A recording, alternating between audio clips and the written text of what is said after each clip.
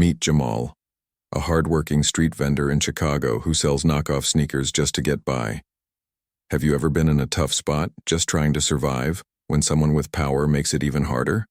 That's exactly what happens to Jamal one cold afternoon at a busy bus stop. This is a story about courage, getting caught, and how a crowd steps in to change everything. Before we jump in, let us know where you're watching from in the comments. We'd love to bring you more stories that feel real and close to home. And don't forget to hit that subscribe button to stay updated with our latest stories. Now, let's begin. It's a windy Tuesday in Chicago, just after 3 p.m.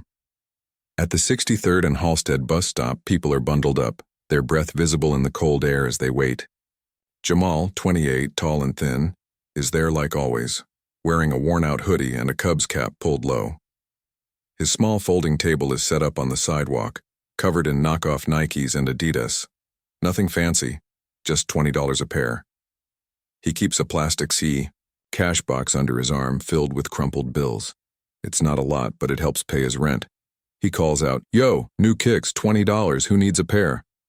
A couple of teens stop and check their pockets. Then suddenly a shadow falls over the table. It's Officer Daniels, a tough-looking cop in his 40s, with broad shoulders and a badge shining on his chest. Officer Daniels looks at Jamal like he's already made up his mind, trouble. "You got a permit for this?" he asks loudly so everyone hears.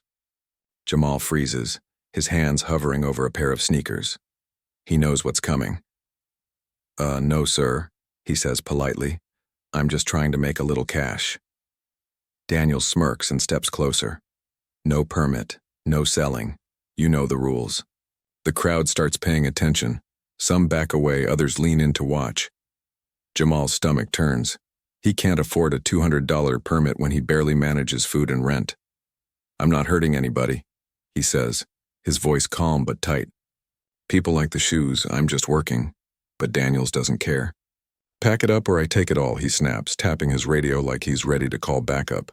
That's when Maria steps in. She's 32, waiting for the 63rd Street bus with a heavy backpack. She pulls out her phone and starts recording, speaking quietly. "This guy's just selling shoes and this cop's treating him like a criminal. Look at this." Jamal hears her and feels a mix of gratitude and nerves. Daniels notices too. "Put that phone away," he barks, pointing at her. But Maria doesn't flinch. "It's a public street, I can record," she says, raising her phone higher. The crowd starts buzzing.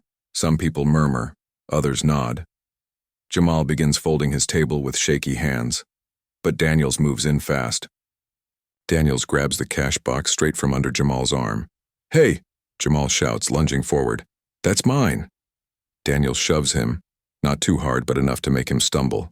"Evidence," the officer says, tucking the box under his arm. "You're done here."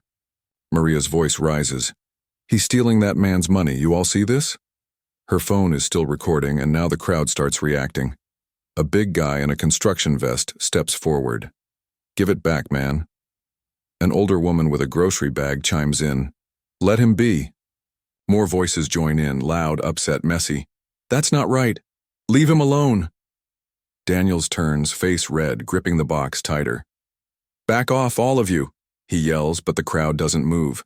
They're not violent, just standing, strong, forming a barrier between him and his patrol car, parked about 20 feet away. Jamal stands there, breathing hard, watching everything unfold. Maria's still filming. "They're not letting him leave," she says. Daniels tries to push through, but the construction worker blocks his way. "Drop the box, officer." The old lady's right beside him. "You don't take a man's living." Chaos builds, shouting, shuffling feet, the cold wind whipping through. Daniels looks around, outnumbered, sweat forming on his forehead.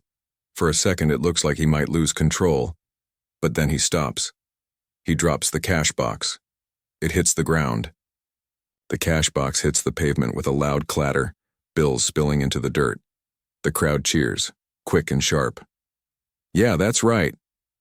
Daniels glares, mutters something under his breath, and shoves his way through the people, heading back to his car with nothing. Jamal drops to his knees, quickly gathering the scattered money and stuffing it back into the box. Maria lowers her phone, grinning. Got it all, she says.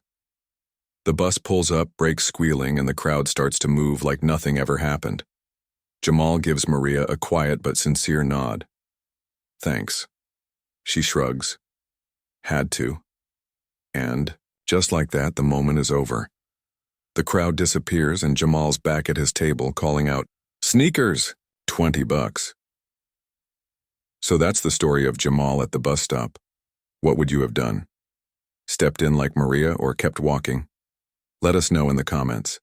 And if this story touched you, hit that subscribe button. It's free for you, but it means everything to us.